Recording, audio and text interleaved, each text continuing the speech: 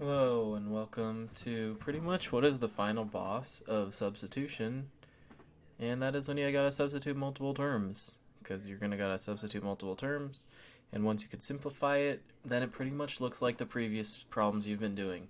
So just work through that beginning part and be like, oh, then it looks a lot more familiar. So we're gonna do the same thing. We're gonna take an entire expression. So here, let's look at this. We got y equals 2x plus 4 and y equals 5x minus 11. You could insert this both ways, but since y is already by itself, in general, when you're looking for like why should I do substitution, it's because you have one variable by itself. Either x is by itself or y is by itself. So when you're doing that,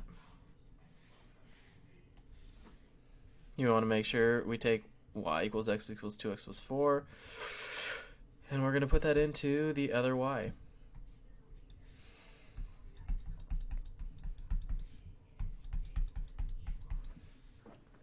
So look for that variable that's by itself.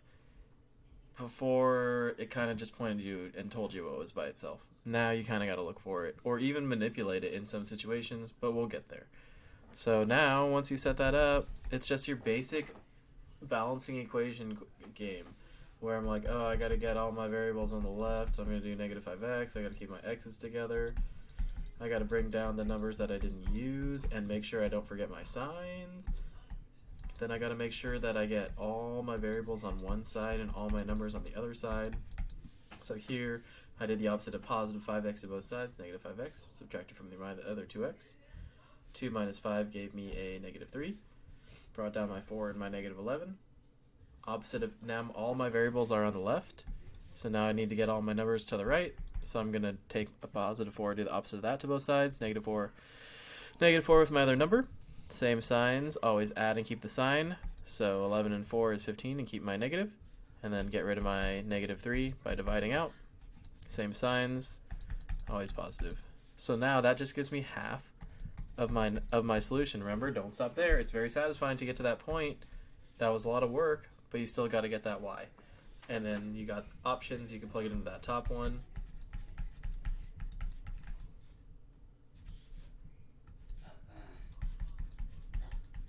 And get the answer like that, or you can plug it into the bottom one. Remember, it doesn't matter when you get to this point. That's up to you. So look for it and discern. Figure out which one's easier, which one will make my life not as miserable while I'm doing frickin' math. Because as you could tell, you get 14 both ways, but you got to figure out which way's easier. Personally, I think the top one's easier. So that's how you're going to substitute multiple terms in. I'm going to do another example. But if that gassed you, then you want to stop, practice, and then look at the second example. So for the second example, it's not going to be set up on the same side anymore. Here, I could see here in this top one, y is by itself. Y is equal to x minus 3. By the bottom part, everything's kind of jumbled. My y is together and my x is together. So I don't have that same choice. It's kind of telling me how to do it. It's telling me, yo, y is by itself. Y is equal to x minus 3. Just take that x minus 3 and put it in for y in the other equation. So I'm going to substitute in. And what's that going to look like? Remember, literally, when I substitute, I try to write the exact same thing, but just change out my substituting terms. And here they're x minus 3. I got parentheses, so I do have to distribute this 2 in. 2 times x is 2x. 2 times negative 3, don't lose my sign, is negative 6. Some of you guys will lose your sign, but don't lose your sign, because that's the last thing you want to do here when you've done so much work and done so well. Okay, remember, when things are on the same side, we just want to collect them. I don't want to do, this is the most common mistake here, but that would be like doing negative 4 to one side and 0 to the other side. It's like skipping leg day, dude, guys. We got to be balanced people out here.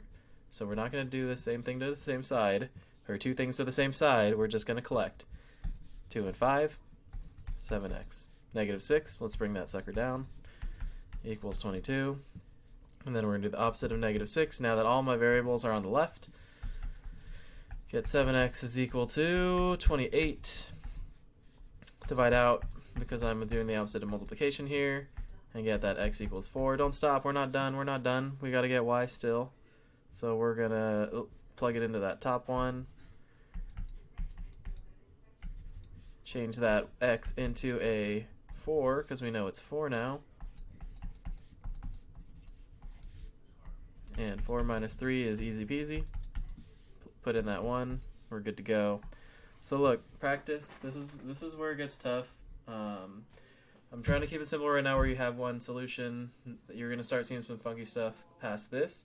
But if you've gotten to this point and you're starting to feel comfortable plugging in multiple terms, you're doing really good. You're making really strong progress. And I'm proud of you for getting this far. Even you, insert kid's name.